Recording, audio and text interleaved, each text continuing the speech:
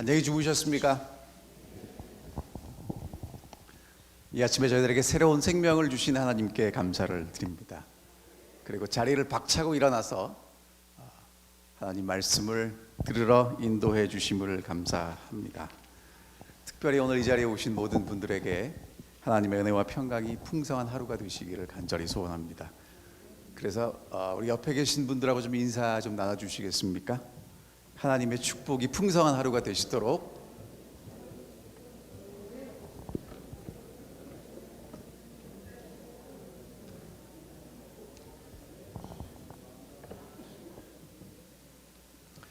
(2013년) 제30회 서부야영회의 총 제목이 뭔지 아십니까?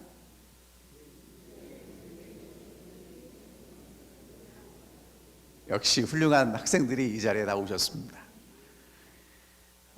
우리가 새벽부터 또 오전 강의, 오후의 말씀들, 그리고 저녁의 집회를 통해서 예수님이 우리의 생명이 되심을 저희가 다시 한번 우리 마음속에 새길 수 있는 시간이었습니다. 그리고 예수님이 우리의 생명이시라는 사실은 사실을 넘어서 진리입니다. 이제 우리가 우리의 생명이시고 진리이신, 그리고 길이 되신 예수 그리스도를 따라가기를 원하는데, 이 아침에는 저희가 어떻게 하면 그 예수님을 따라갈 수 있을지를 함께 살펴보도록 하겠습니다.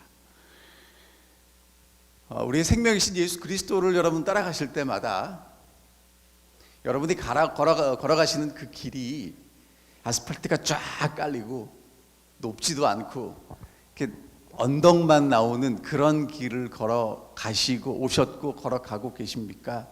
아니면 때로는 비포장도 나타나고 구불구불하고, 그리고 더 가다가 설 수밖에 없는 그런 길을 만나십니까? 우리가 걸어가는 길이 힘들고 어렵고 참 고통스럽고 좌절과 낭만 가운데가 있을 때가 있습니다. 그러나 우리에게 소망은 우리가 예수 그리스도를 붙잡을 수 있다는 것입니다. 아멘입니까? 얼마나 좋은지 모르겠습니다. 근데 그 길을 갔다가 너무 힘들고 어렵게 되면 그 예수님 붙잡은 손이고 길이고 뭐고 다 놓고 싶습니다. 때로는 힘들고 어려운 우리의 역경과 곤란함과 환난 때문에 예수 그리스도를 붙잡은 손을 놓치게도 되는 경우가 있습니다. 남편도 아내도 부모님도 자녀들도 내 마음을 이해할 수 없을 그런 때가 있고요. 그리고 나도 모르게 어떤 생각이 드냐 하면 예수님이 내 마음을 도대체 이해해 주실 수 있을까라는 때가 있습니다. 그때 우리가 어떻게 해야 되겠습니까? 사도 바울 선생님이 로마 감옥에 갇혀 있었습니다. 한평생을 예수 그리스도를 따라서 쭉 걸어오시고 이제 마지막에 빌립보에 있는 성도들에게 다음과 같이 편지를 했습니다. 빌립보서 3장 12절, 빌립보서 3장 12절에 있는 말씀을 제가 읽겠습니다. 내가 이미 얻었다 함도 아니요 온전히 이루었다 함도 아니라 오직 내가 그리스도 예수께 잡힌 바 된 그것을 잡으려고 쫓아가노라. 이것이 사도 바울 선생님의 마지막 고백입니다. 이미 얻지도 못하고 이루지도 못하고, 그러나 한 가지 분명한 건 예수 그리스도께 잡힌 바 된 그것을 잡으려고 쫓아간다고 말씀하십니다. 이 얘기를 다시 한번 요약하면 무슨 얘기냐 하면, 사도 바울 선생님은 예수님을 붙잡고 달려간 것이 아니라 예수님께 붙잡혀서 달려갔다는 것입니다. 혹시 예전에 체력장이라는 거 다 해보셨죠? 체력장 할 때 뭐 하셨습니까? 오래 달리기도 하시고 넓이 뛰기도 하시고 했지만 제게 늘 힘든 건 뭐였냐면 이 턱걸이였습니다. 여자분들은 오래 매달리기 하셨죠? 몇 초나 매달리셨습니까?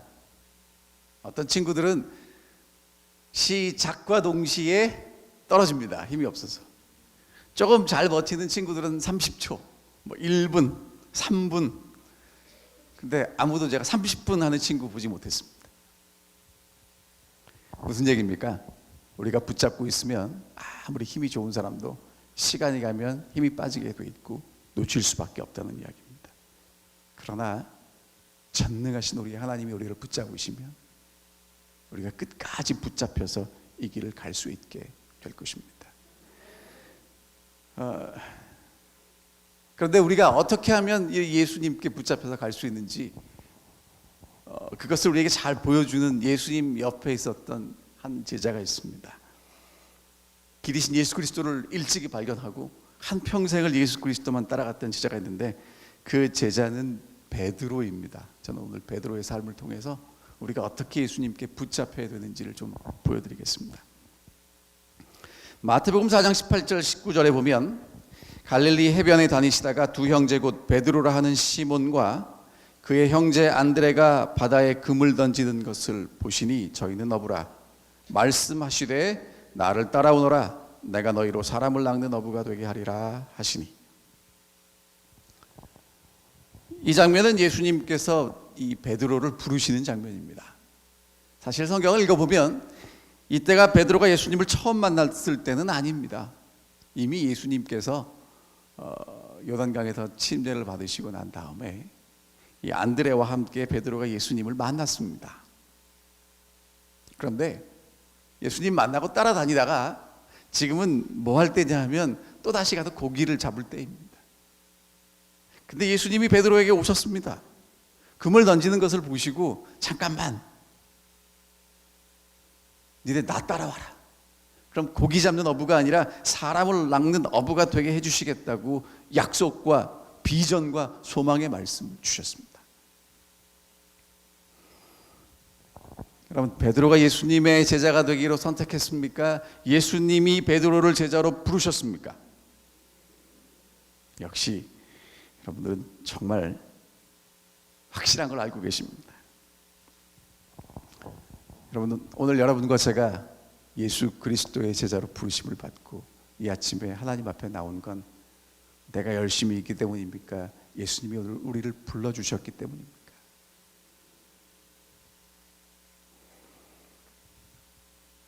예수님이 우리를 사랑하셔서 우리를 부르셨다는 것을 잊지 않고 기억할 수 있게 되시기를 간절히 바랍니다. 마태복음 14장에 보면 그 다음에 이제 또 예수님이 베드로를 붙잡아 주시는 또 다른 이야기가 소개되고 있습니다. 이 18절부터 있는 말씀을 제가 읽겠습니다. 베드로가 대답하여 가로되 주여 만일 주시어든 나를 명하사 물 위로 오라 하소서 한데 오라 하시니 베드로가 배에서 내려 물 위로 걸어서 예수께로 가되 바람을 보고 무서워 빠져가는지라 소리질러 가로되 주여 나를 구원하소서 하니 예수께서 즉시 손을 내밀어 저를 붙잡으시며 가라사대 믿음이 적은 자여 왜 의심하였느냐 하시고. 사실 이날은 바쁜 날이었습니다. 빈들에 계신 예수님을 사람들이 찾아왔습니다. 예수님께서 말씀을 가르치시고 귀머거리를 고치시고 안전뱅이를 일으켜 세우셨습니다. 그리고 저녁에는 그 모인 모든 사람들에게 다 식사를 제공하셨어요. 여러분들이 잘 아시는 대로 보리떡 5개와 물고기 2마리로 그 많은 사람들을 다 먹이셨습니다. 사람들이 그것을 경험하면서 야, 예수님 왕이다. 그리고 왕을 세우려고 하는데 예수님이 그 사람들을 다 보내셨습니다. 그리고 산으로 기도하라고 하셨습니다. 제자들 보고는 배 타고 건너편으로 가라고 하셔요. 제자들이 얼마나 속상했겠습니까? 예수님 따라다니는 이유가 때가 되면 예수님이 왕이 되신다, 메시아다라는 확신으로 따라다녔는데 예수님이 이렇게 좋은 기회를 다 무산시켜버린 것입니다. 이 제자들의 마음에도 물결이 일었고 정말 그들이 타고 있는 배를 거센 물결이 몰려와서 힘들게 배를 타고 건너가고 있을 때 예수님께서 기도를 마치시고 이제 제자들에게 다가오셨습니다. 한밤중에 폭풍우가 싸우고 있는 그런 제자들에게 뭔가가 물 위로 걸어오니까 제자들이 뭐라고 소리를 쳤냐면 유령이다 그렇게 얘기를 합니다. 그때 예수님께서 뭐라고 말씀하시냐면 내니 걱정하지 말아라 하고 안심시키셨어요. 여기까지는 그냥 예수님 기적이라 다른 기적과 거의 비슷합니다. 근데 베드로가 한마디 했습니다. 주님, 진짜 주님이시라면 나도 물 위를 걸을 수 있게 해주십시오. 예수님이 오라고 하셨어요. 베드로가 그 성난 파도가 있는 바다에 뛰어내립니다. 여러분들 같으면 뛰어내리실 수 있으시겠습니까? 이건 제정신으로 할 수 있는 건 아닙니다. 정말 대단한 믿음의 사람입니다. 그리고 이제 베드로가 이제 예수님을 향해서 걸어갑니다. 믿기지 않는 놀라운 기적이 일어나는 것입니다. 근데 여러분, 한참 가다 보면 예수님도 생각이 나지만 누구도 생각나겠습니까? 배에 있는 친구들, 나는 걷는데 걷지 못하는 친구들이 생각이 났습니다. 그리고 잠깐 뒤를 돌아보는 사이에 거센 바람이 몰려왔고 베드로가 물에 빠졌습니다. 성경에 보면 베드로가 이렇게 예수님께 얘기했습니다. 주여, 나를 구원하소서. 여러분, 이 말을 한국말로 번역하면 어떻게 하면 되겠습니까? 뭐라고 합니까? 우리는 물에 빠졌을 때 존칭어도 쓰지 않고 뭐라고 얘기해요? 사람 살려, 이렇게.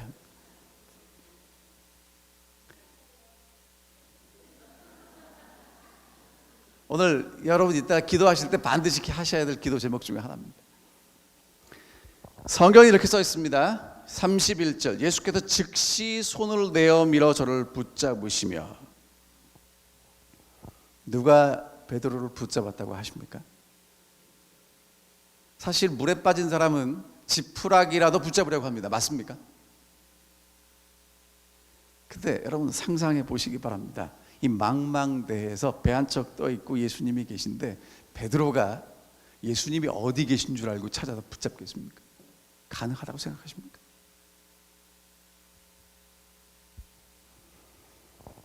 성경에 보면 예수님이 베드로를 붙잡아 주셨는데 어떻게 붙잡아 주셨냐면 즉시, 지체하지 않고 곧바로 예수님이 베드로를 붙잡아 주셨습니다.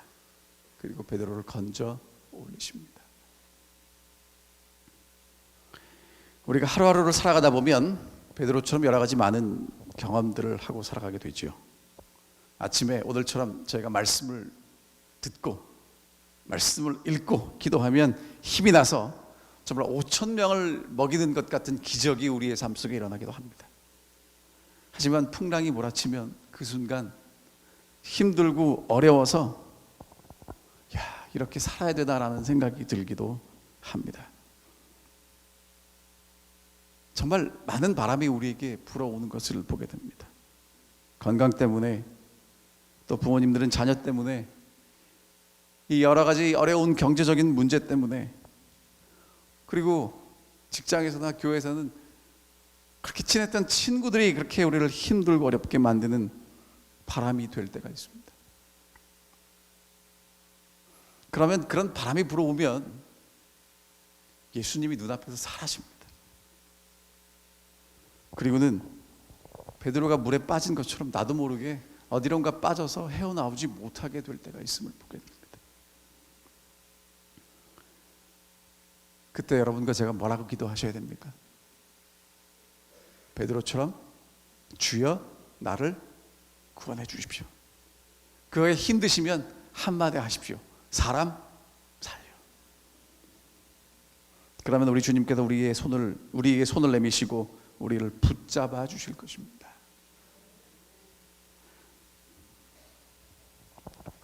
우리가 열심히 헌신하고 열심히 기도하고 열심히 충성했기 때문에 우리를 붙잡아 주시는 것이 아니라 우리 주님께서 우리를 사랑하시기 때문에 우리를 붙잡아 주십니다.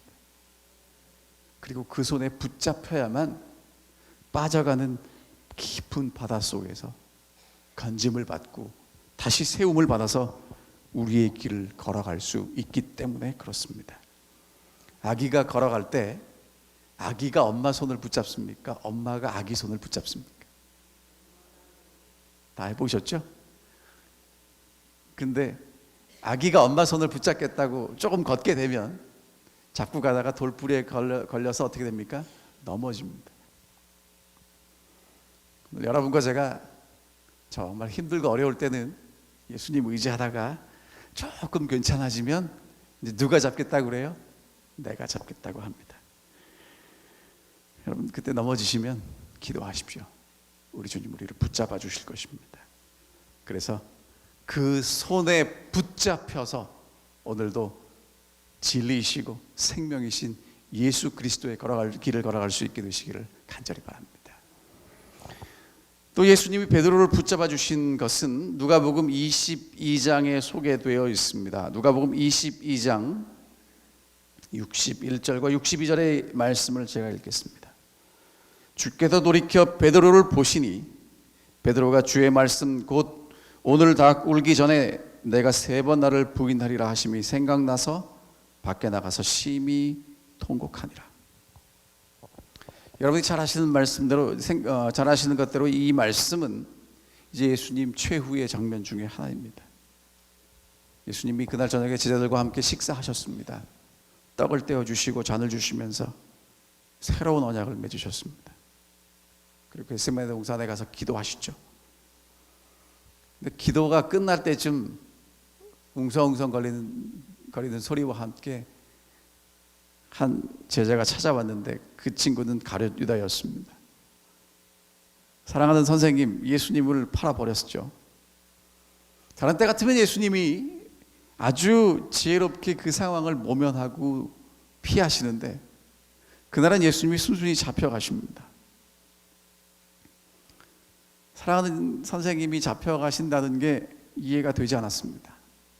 아니면 제자들하고 짜고 이렇게 될 테니까 이렇게 해라라는 암시라도 주셨으면 좋겠는데 그렇지 않고 잡혀가신 것입니다.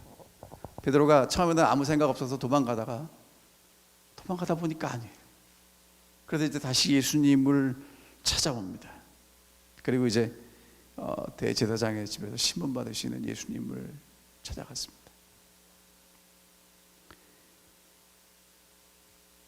사람들하고 어울려 있어야 자기가 티가 나지 않을 것 같아서 이제 쌀쌀한 날씨이기 때문에 사람들이 불을 피워 놓아서 그 옆에 가서 슬그머니 섰습니다. 그때 어떤 소녀가 베드로를 유심히 바라보더니 당신 갈릴리 출신이죠? 예수님하고 같이 있었죠? 그렇게 얘기를 했습니다. 베드로가 상황이 좋지 않아요. 그래서 아닙니다. 네, 모릅니다. 똑바로 알고 말하십시오. 그리고 제 자리를 옮겼습니다. 그런데도 베드로의 관심은 계속 어디에 가 있습니까?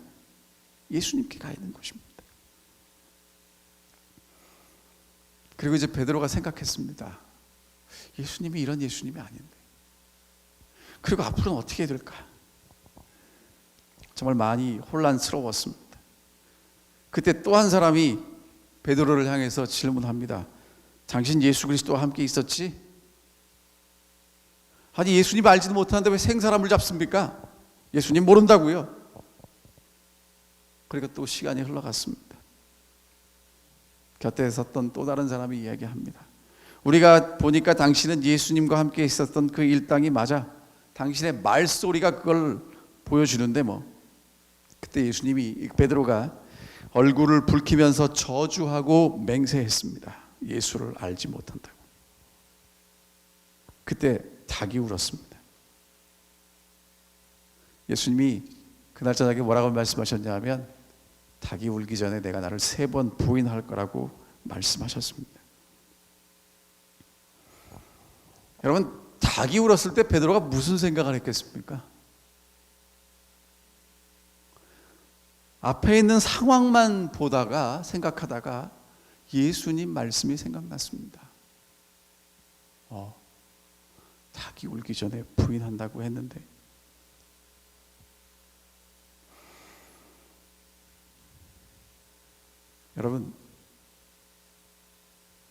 여러분은 사랑하는 사람을 어떻게 쳐다보십니까? 사랑스러운 눈을 바라보시면서 부드럽게 다가가실 것입니다. 근데 그렇게 사랑스러운 사람하고 관계가 좋아지지 않았으면 혹시 여러분이 아주 치명적인 잘못을 하셨으면 어떻게 하십니까? 눈을 바라보실 수 있으십니까? 없으십니까? 아이들이 잘못하면 엄마가 야단치지 않았는데 엄마의 눈을 똑바로 쳐다볼 수 있습니까? 없습니까? 쳐다보질 못합니다. 잘못했기 때문입니다. 여러분, 베드로가 예수님을 모른다고 몇 번 부인했습니까? 3번 부인했습니다. 그 베드로가 예수님의 눈을 다시 바라볼 수 있었을까요? 없었을까요?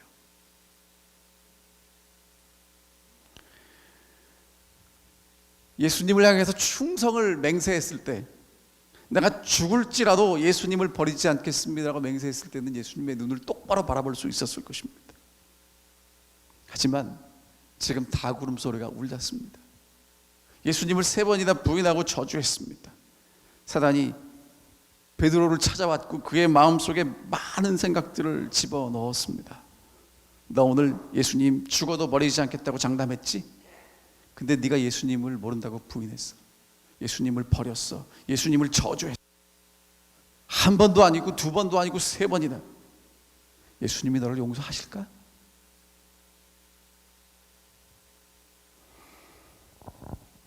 그러나 닭 우는 소리를 들으신 예수님은 전혀 다르셨습니다.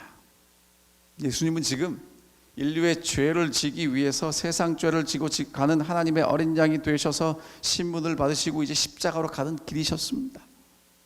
그 길에 닭 우는 소리를 들으신 예수 그리스도는 지금 이제 관심이 어디로 갔냐 하면 예수 그리스도를 3번이나 모른다고 저주하고 부인한 베드로에게 가 있는 것입니다.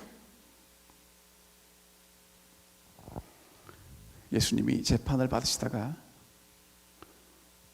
누가복음 22장 62절에 보면 주께서 돌이켜 베드로를 보셨다고 말씀하십니다. 재판을 받는 것도 힘들고 어려운데 예수님은 그 시간 누구를 생각하셨냐면 베드로를 생각하시고 베드로를 다시 돌이켜서 바라보셨다고 성경은 우리에게 이야기하고 있습니다.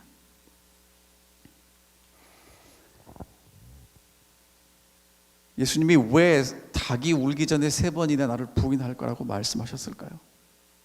그 얘기를 들었을 때 베드로는 펄쩍 뛰었거든요. 이유가 무엇이겠습니까? 베드로를 거기까지 사랑하신다는 것입니다. 베드로를 결코 포기하지 않으시겠다는 말씀입니다.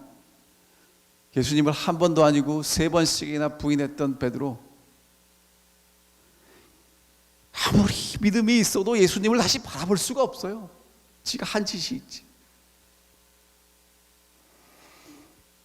근데 예수님이 뭐라고 말씀하셨냐면 베드로야, 네가 나를 3번 부인할 것도 알고 닭이 울 것도 알아. 그러니 걱정하지 마. 그 말씀을 하신 것입니다. 베드로는 닭이 울 때 예수님, 내가 예수님을 부인할 것까지 하셨구나. 그렇게까지 나를 사랑하셨구나. 내가 그렇게 사랑받는 사람이구나. 그런 용기가 생겼습니다. 확신이 생겼습니다. 그리고 이제 예수님이 베드로를 바라보시는 그 순간 베드로도 예수 그리스도를 바라보았습니다. 여러분, 그게 중요합니다.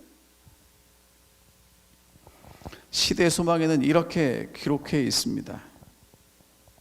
창백하고 고통에 차 있는 얼굴과 떨리는 입술과 동정과 용서의 정이 서린 그분의 모습은 화살처럼 베드로의 마음을 찔렀다. 양심은 일깨워졌다. 기억은 되살아났다. 여러분, 베드로가 예수님을 바라보았을 때 예수님의 얼굴에서 무엇을 발견했다고 성경에 영감의 글이 기록하고 있습니까? 사실 여러분, 믿었던 사람이 나를 실망시키면 섭섭함, 그리고 참 속상한 마음, 그렇죠? 때로는 분노가 그 눈에 이렇게 기록되어 있는 것을 저희가 보게 됩니다. 그러나 예수님의 눈에는 그렇지 않았습니다. 용서와 동정의 정이 서린 예수 그리스도의 모습을 읽을 수 있었습니다. 예수님의 얼굴에서는 동정과 베드로를 슬퍼하시는 그런 모습을 볼 수 있었을 뿐이지 분노의 그림자는 없었습니다. 어쩌면 성령께서 베드로의 마음에 이렇게 말씀하셨을지도 모릅니다. 예수님을 바라보라. 저 같은 사람이 어떻게 예수님을 바라볼 수 있습니까? 그래도 바라봐야 된다. 그리고 이제 베드로가 예수님을 바라보게 된 것입니다.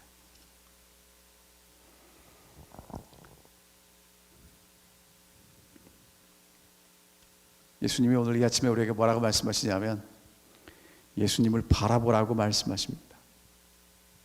여러분과 제가 죄를 지었느냐 짓지 않았느냐는 중요하지 않습니다.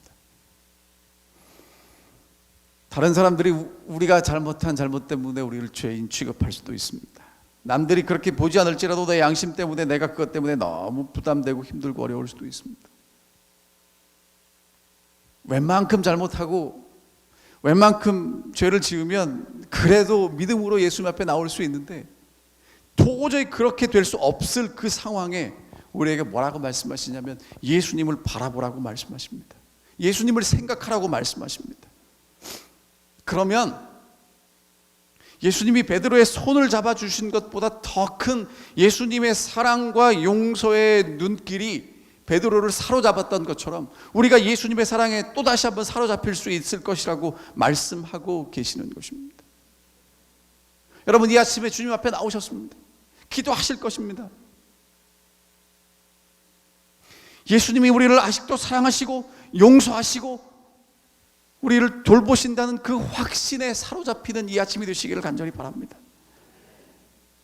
그것이 우리를 길이신 예수 그리스도를 따라서 끝까지 가도록 하는 힘이라는 것을 기억하시게 되기를 간절히 바랍니다. 민수기 6장 25절에 이렇게 기록되어 있습니다. 여호와는 그 얼굴을 내게로 비추사 은혜 베푸시기를 원하며.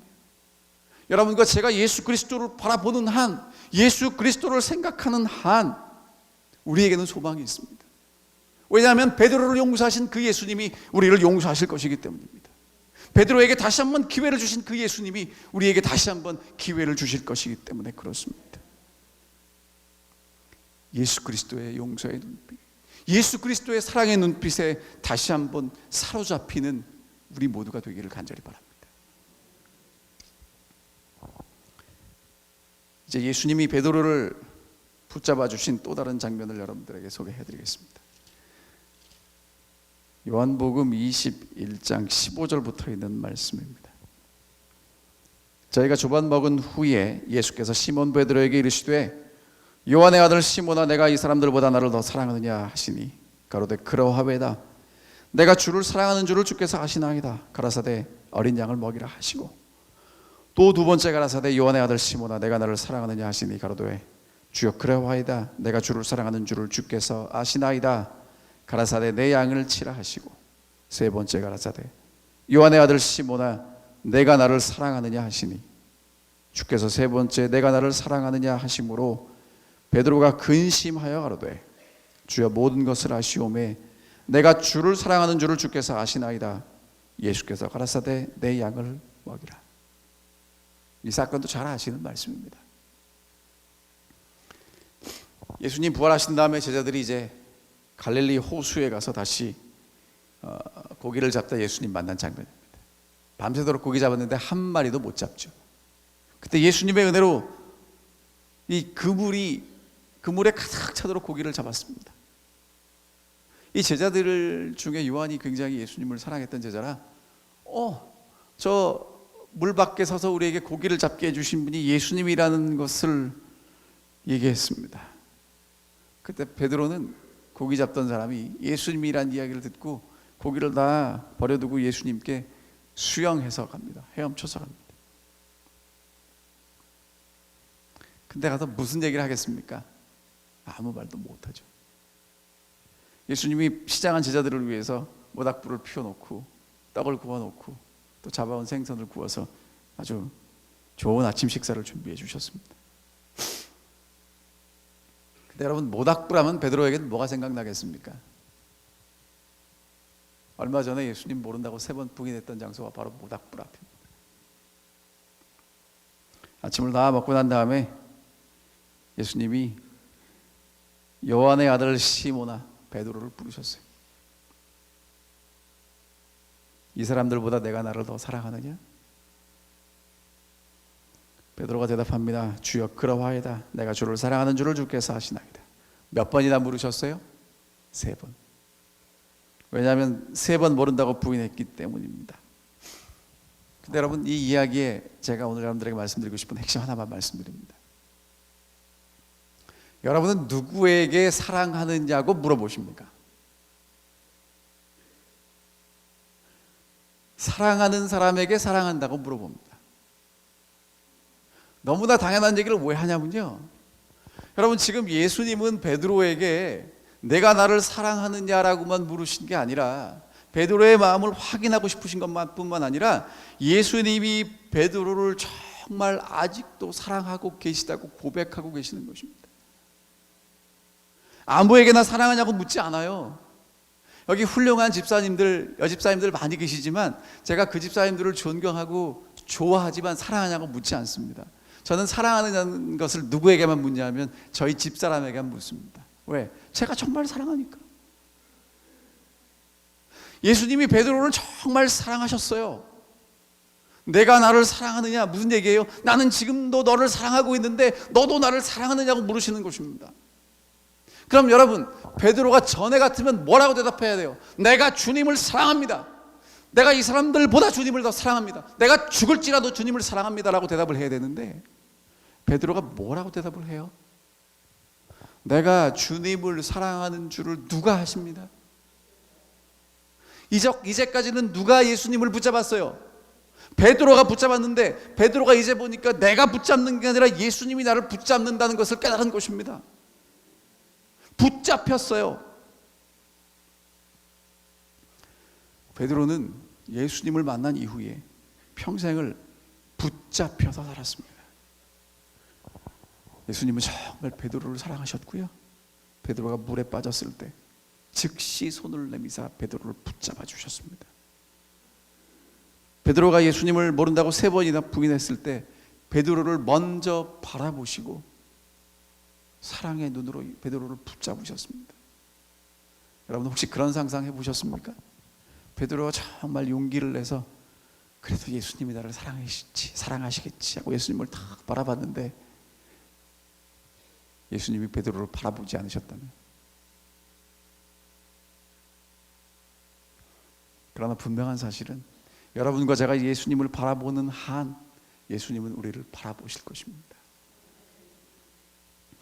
그리고 주님 앞에 괴롭게 앉아 있을 때 예수님은 먼저 베드로에게 내가 나를 사랑하느냐고 물으셨습니다. 사실 예수님은 베드로의 평생을 예수님의 사랑으로 붙잡고 계셨습니다. 그렇다면 여러분, 베드로는 평생을 예수님을 따라다니면서 했던 일이 무엇이었습니까? 붙잡히는 것이었습니다. 생명의 길이신 예수 그리스도께 붙잡혀서 평생을 걸어갔습니다.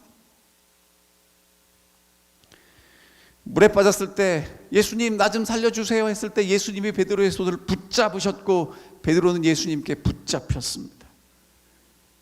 예수님을 모른다고 부인하고 정말 절망과 좌절 가운데 있을 때 예수님의 사랑의 시선이 베드로를 붙잡았고 베드로는 그 사랑의 시선에 붙잡혔습니다. 예수님이 사랑하시냐고 물었을 때 내가 주님을 사랑하는 건 주님이 아신다고 고백하면서 베드로는 내가 예수님을 붙잡는 것이 아니라 예수님이 자기를 붙잡는 것임을 깨달았습니다. 사랑하는 성도 여러분, 여러 가지 힘들고 어렵고 고통스러운 일 때문에 좌절하고 낙담하고 이 길을 끝까지 걸어가야 하는 고민에 빠져 계시다면 우리를 먼저 찾아오시고 우리를 붙잡아 주시고 우리를 일으켜 세우시는 예수 그리스도께 붙잡히시게 되게 하시기를 간절히 바랍니다. 내가 이미 얻었다 함도 아니요 온전히 이루었다 함도 아니라 오직 내가 그리스도 예수께 잡힌 바 된 그것을 잡으려고 쫓아가노라. 근데 여기서 한 가지 제가 부탁드릴 일이 있습니다. 여러분, 예수님이 우리를 붙잡으십니다. 우리가 예수님께 붙잡힙니다. 좋습니다. 근데 한 가지 조건이 있어요. 그 조건은 뭐냐면 여러분이 예수 그리스도께서부터 멀리 떨어지면 예수님이 여러분을 붙잡아 주시고 싶어도 절대로 붙잡으실 수가 없습니다. 물에 빠진 베드로가 예수님 살려주세요 하고 손을 내밀었어요. 예수님을 모른다고 부인하고 죄지었던 베드로가, 절망 가운데 있던 베드로가 예수 그리스도를 바라보았습니다. 물고기 잡는 아침에 갈릴리 바닷가에서 베드로가 예수님을 보고 양심의 가책을 받아서 멀리 도망간 게 아니라 예수님 바로 곁에 와서 앉아 있었습니다. 여러분, 예수님으로부터 멀리 도망가지 마십시오. 예수님 곁에 붙어 계십시오. 그러면 예수님의 사랑에 붙잡히실 것입니다. 절대로 예수 그리스도를 떠나지 마시게 되시기를 간절히 바랍니다. 기도할 수 없을 때 무릎이라도 꿇으세요. 답답해서 성경이 들어오지 않아도 성경을 품고라도 계십시오. 예수님으로부터 떨어지면 예수님이 절대로 여러분을 붙잡으실 수가 없어요.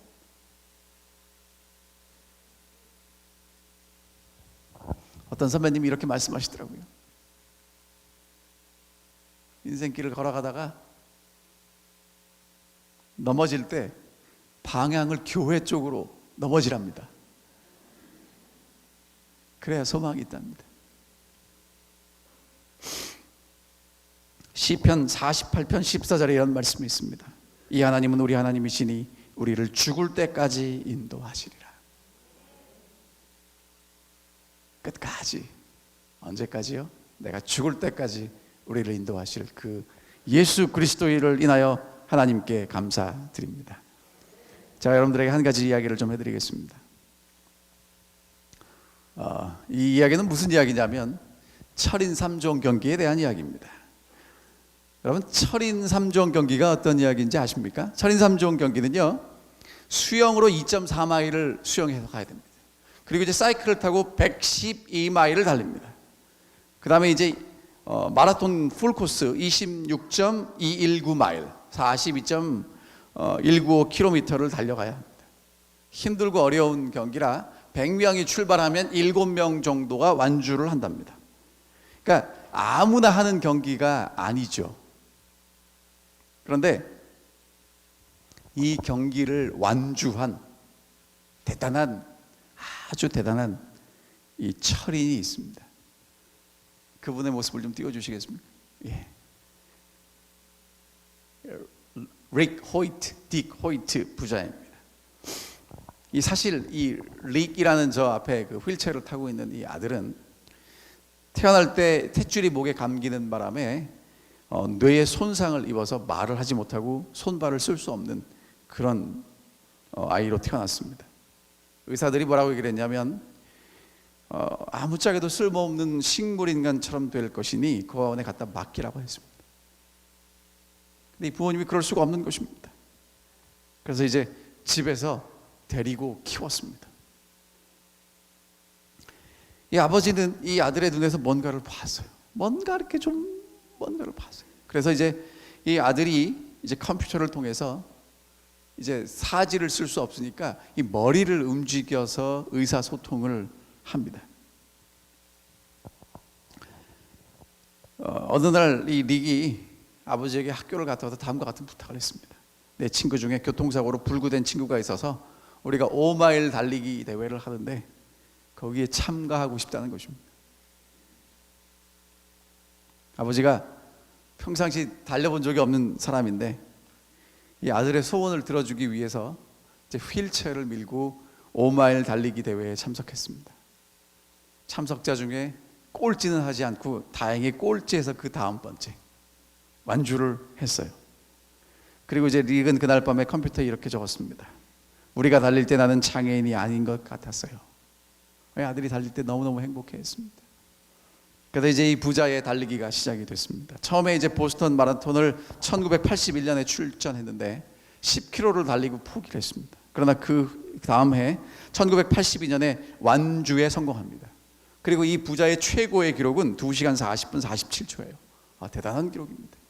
근데 여기까지만 말씀드리려고 하는 게 아니라 이 4년 뒤에 아들이 아버지에게 뭘 하자고 말했냐면 여기 보이시는 너무 많이 갔네요. 예. 철인 3종 경기를 하자고 했어요. 그래가지고 이제 아버지가 이제 아들을 데리고 철인 3종 경기에 참가하게 됐는데 아버지는 수영을 할 줄 몰랐어요. 자전거는 6살 이후로 타본 적이 없고.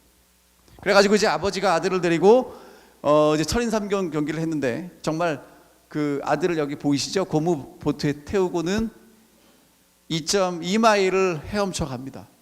그 다음에 이제 아들을 안고 그 다음 보여주세요. 아들을 안고 이제 자전거에 태워서 112마일을 날려요.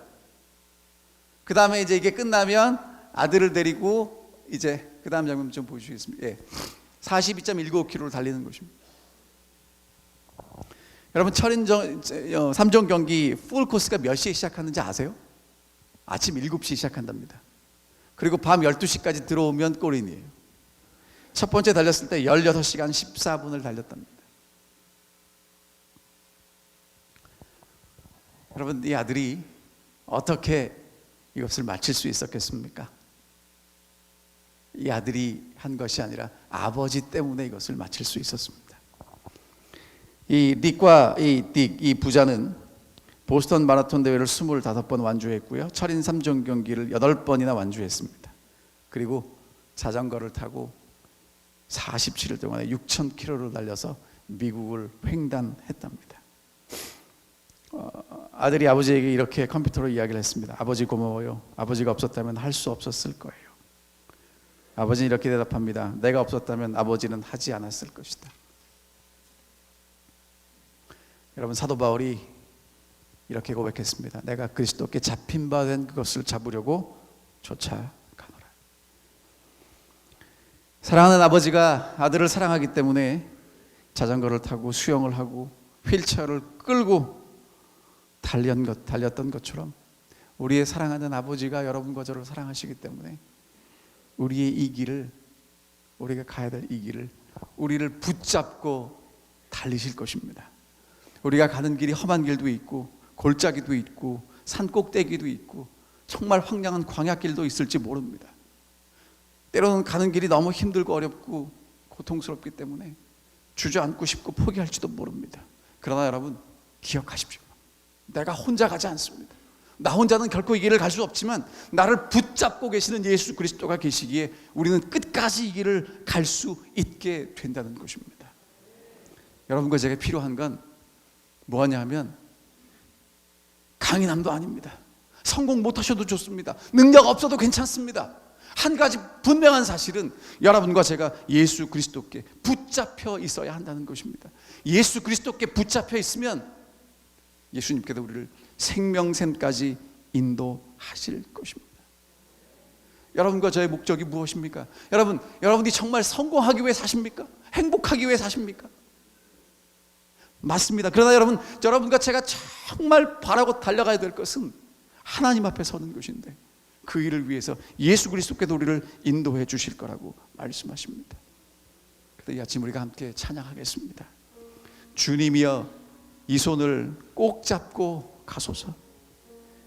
약하고 피곤한 이 몸을 폭풍의 흑암 속 해치사 빛으로 날 인도하소서. 여러분, 이제 앞에 가사가 뜰 텐데요, 찬양이라고만 생각하지 마시고 우리의 기도라고 생각해 주시면 좋겠습니다. 사도 바울이 붙잡혀서 달려갔던 것처럼, 베드로가 붙잡혀서 예수 그리스도의 충성스러운 제자가 됐던 것처럼, 오늘 여러분과 제가 이 아침 다시 예수 그리스도의 사랑에 붙잡혀서 하나님 앞에 서는 그날까지 갈 수 있게 되시기를 간절히 바랍니다. 함께 이 찬양을 부르시겠습니다.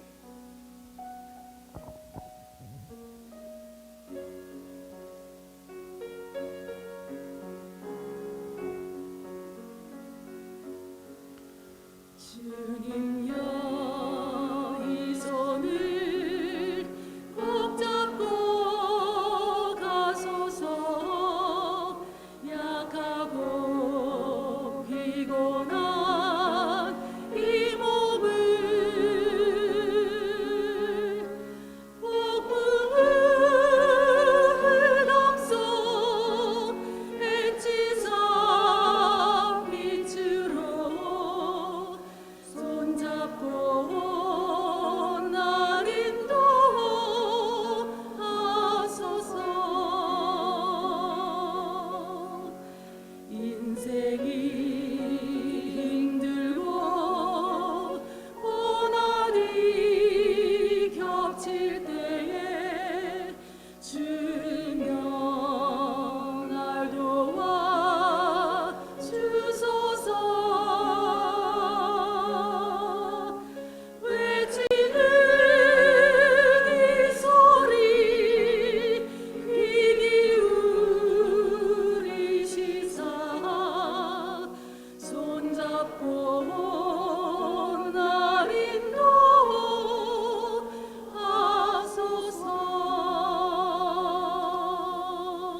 다시 한번 눈 감고 이 찬미를 부르겠습니다. 1절만 부르겠습니다. 주님여 이 손을 꼭 잡고 가소서. 약하고 피곤한 이 몸을 복음을 넘소 애지사 빛으로 손잡고 날 인도하소서. 예수 그리스도께 붙잡혀서 가는 길이 결코 쉽지 않습니다. 왜냐하면 이 철인 3종 경기의 길이 결코 쉬운 길이 아니기 때문에 그렇습니다.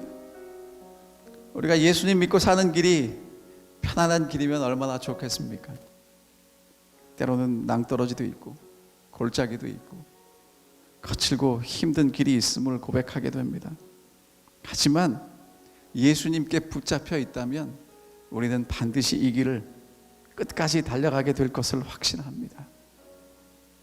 이 아침 저희가 함께 기도하겠습니다. 베드로처럼 주여 나를 구원하소서라고 기도해 주시기를 바랍니다. 다시 한번 우리를 사랑하시는 예수 그리스도의 그 얼굴을 바라보시면서 기도하시게 되기를 간절히 바랍니다. 그리고 내가 주님을 사랑한다고 고백하시며 기도하시게 되시기를 간절히 바랍니다. 가는 길이 힘들고 어려울지라도 예수님과 함께 이 길을 다 달려가서 한 분도 빠짐없이 우리 주님 보좌 앞에서 기쁨의 찬양의 노래를 부르실 수 있게 되시기를 간절히 바랍니다. 기도하겠습니다. 예수님, 이 아침 저희를 깨워주셔서 감사합니다. 그리고 우리를 붙잡아 주셔서 감사합니다. 붙잡혀서 끝까지 달려가게 하여 주시옵소서. 예수님 이름으로 기도하옵나이다. 아멘. 개인 기도하시겠습니다.